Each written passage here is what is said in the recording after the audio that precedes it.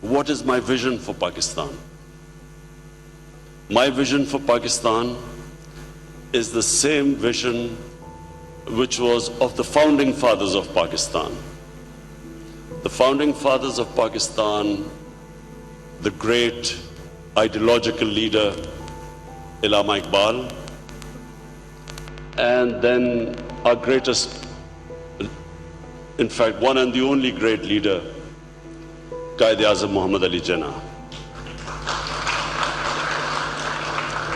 Their vision for Pakistan was that it should be based on the principles of the first Muslim state of Medina, formed by a prophet, Muhammad, peace be upon him.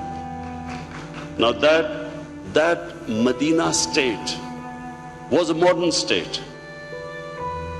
It was a state which imbibed all modern principles of the most advanced states in the world.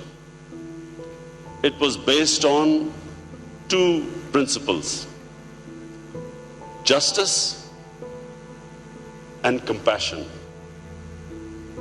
They were the basis of the state of Medina. It became the first welfare state in the history of mankind. It became a state where rule of law was such that the head of the state, even the head of the state, was under the rule of law. And one big incident I always give to people, that the Khalifa, the head of the state of the time, lost a case against a Jewish citizen because the judge would not take the testimony of his son. So no one was above law. And every citizen, regardless of his religion, his ethnicity, was equal in the eyes of law.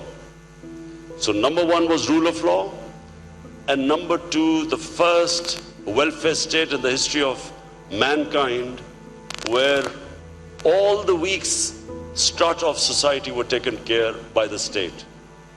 So widows, orphans, handicapped, poor people, and pensions were introduced during the state of Medina. So the old people were also taken care of by the state. So this is what the state was built upon: tolerance, justice. And that state became the basis of one of the greatest civilizations in history for the next 700 years. Pakistan was meant to emulate that state. We lost our way. We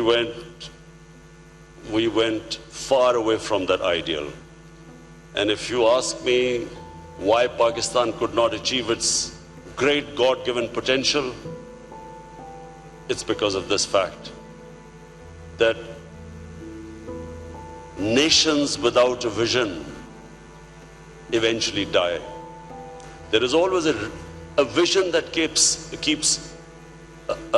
members of a human community together. When the reason why the human community should have been together, when that reason fades away, so does that nation. So my vision is to go back to the reason why Pakistan was made. Go back to the vision of Pakistan, what the founding fathers envisaged Pakistan to be. So a welfare state. Even though our country is suffering from probably its worst economic crisis, we have already embarked upon making our country into a welfare state. We've started first time health insurance in Pakistan for the weakest section of the society. We've given almost 6 million families have been given a health insurance where they can go to any hospital and get basic health care. Then we've started these shelter homes for people living on the streets. We have set up almost now 200 shelter homes where people can go and sleep, get food. And this program is going to be expanded all over the country. Then we have probably in Pakistan's history allocated the greatest amount of money for poverty alleviation in a program called Asas. And the program envisages giving the poorest of poor cash handouts. We've increased that number. And then, of course, helping them to graduate out of poverty by giving them ways and means of making a living, giving them livestock and so on, educating them skills, loans.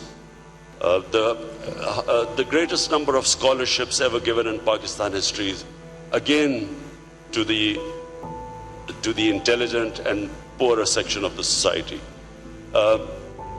This is just the beginning. As time passes, the whole attention of the government is going to be how to lift the poorer section of the society. In modern day, we are inspired by the example of China, which raised 700 million people in the last 30 years out of poverty. So, allow wealth creation, but use that extra wealth to help the lower section of the society. Close the gap between the rich and the poor.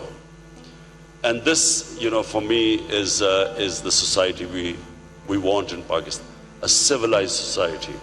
Rule of law, we have a big problem in our country. There's a certain elite section of the society which is above law, which considers itself above law. We have developed these mafias over a period of time. Cartels use their power to artificially raise prices which the poor people have to pay. So political mafias. So the two-tier: one, to raise people out of poverty; second, to fight these mafias which are keeping this country back. So that's, in a nutshell, my vision of Pakistan. And let me just now go on to the other reason, because this is the Islamic center.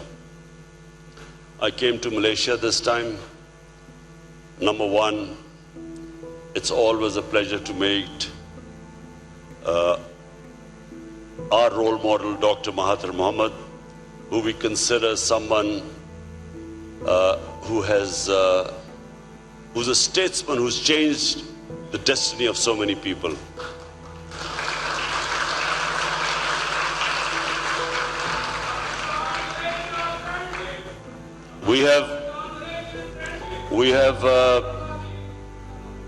We have seen how Malaysia transformed in my lifetime, how Malaysia developed. But what I also like about Malaysia, it's a very civilized society. Why do I say civilized society?